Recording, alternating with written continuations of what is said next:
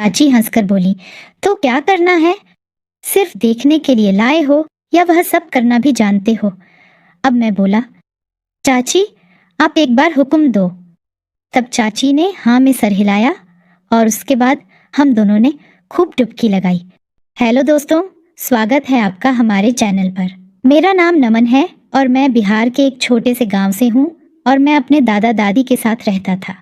घर पर मैं और दादा दादी ही रहते थे, बाकी सभी लोग शहरों में रहते थे। यह कहानी कुछ महीने पहले की है, तब मैं शहर में रहने के लिए आया था। एक दिन दादी ने मुझसे कहा कि कुछ दिनों के लिए अपने चाचा चाची के घर पर चला जा। मैं झट से मान गया और अगले दिन तैयार होकर शहर जाने के लिए निकल गया। मेरे चाचा जी सारा दिन काम पर रहते थे और रात को देर से वापस आते थे और शराब पीकर आते तो बस खाना खाते और सो जाते थे। ये उन दिनों की बात है जब मैं उनके घर गया हुआ था। एक दिन चाची ने मुझसे कहा, नमन मुझे बाइक से जरा क्लिनिक तक छोड़ दे। दरअसल मेरी चाची एक नर्स थी। मैंने कहा ठीक है, मैं छोड़ता हूँ। उनका क्लिनिक घर से थोड़ी ही दूर पर पड़ता था। हम दोनों बाइक पर घर से निकलने को रेडी हो गए। उस दिन चाची ने लाल रंग का सूट पहना हुआ था जिसमें वह बहुत सुंदर लग रही थी। हम दोनों चल दिए। कुछ ही देर में हम दोनों क्लिनिक के सामने पहुंच गए। चाची बाइक से उतर गई। मैंने चाची से कहा, उनके साथ बाइक में आने में बहुत मजा आया। मैं उनकी तरफ देखने लगा, तभी चाची बोली, चल अब मैं चलती हूँ, तू जल्दी से बाइक घर लेकर जा, तेरे चाचा को भी अपने काम पर जाना है। मैंने चाची से हाँ कहा और बाइक मोड़ने लगा। उसी वक्त थोड़ी हिम्मत करके चाची को पीछे से आवाज लगाई। चाची रुक गई और मेरे पास आकर बोली, क्या हुआ, क्यों बुलाया? मैंने कहा, चाची आप मुझे बहुत अच्छी लगती हो। मेरी बात पर वह मुस्कुरा दी। मैंने चाची से कहा, आप काम तो हर रोज करती हो, क्यों ना आज थोड़ा मौज मस्ती किया जाए।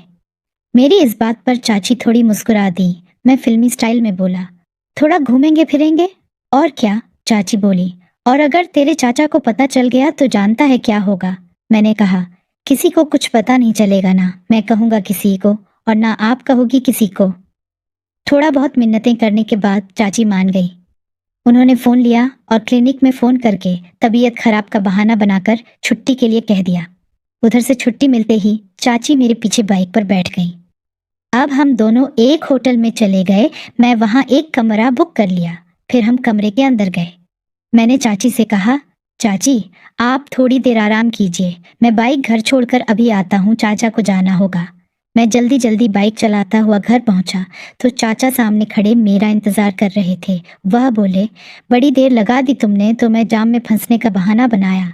चाचा बोले, ठीक है, मैं काम पर जा रहा हूँ। फिर मैं जल्दी से ऑटो लेकर उस होटल में पहुंच गया। अब मैं और चाची एक दूसरे के सामने थे। मैं तो जन्नत की सैर करने को तैयार था। हमने खाना मंगवा लिया और हम दोनों ने खाना खाया। खाना खाने के बाद चाची ने कहा, चलो घर चलते हैं। मैंने कहा कि अभी तो बहुत समय है, आपकी छुट्टी तो शाम को होती है। तब चाची हंसकर बोली, तो क्या करना है?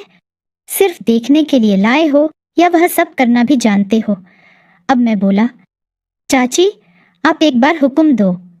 तब चाची ने हाँ में सर हिलाया और उसके बाद हम दोनों ने खूब डुबकी लगाई।